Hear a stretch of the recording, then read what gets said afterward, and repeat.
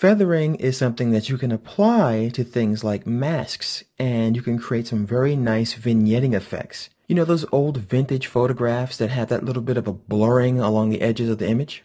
Well, you can do the same kind of thing here. So what I'm going to do is in my project panel, I'll double click, and I'm going to open an image that I created a while ago. This is Ogani Island, and I believe I created it, 2006. And I'll open that up. And I'll just drag it to this guy right here to make a comp. And there is the picture. So let's say I want to have the edges fading out so that we can focus more on the island itself. To do that, I'm going to create a mask. I'm going to grab one of these guys right here. As you can see, when you click and hold down, you can create a rectangle, a rounded rectangle, an ellipse, a polygon, and star. So let's go ahead and create a rounded rectangle.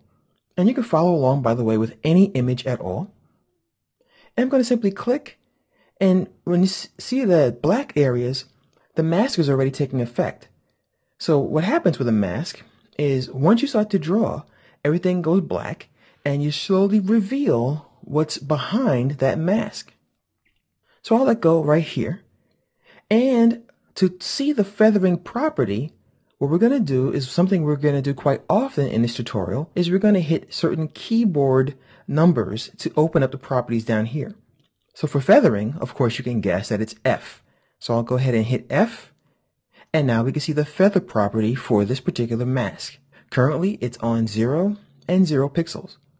Let's go ahead and scrub this a little bit and take a look at what's happening in the picture. I'll go back down to 0. All right, and I'll go ahead and scrub it. And you notice we have this nice softening here that's happening along the edge of our mask. So we're really able to do really cool things. The stopwatch, by the way, of course, tells us that this is a property that can be animated over time. So if I had this at 0 on the first frame, I can build this up. So I'll go ahead and quickly show you what that looks like. I'll click right here.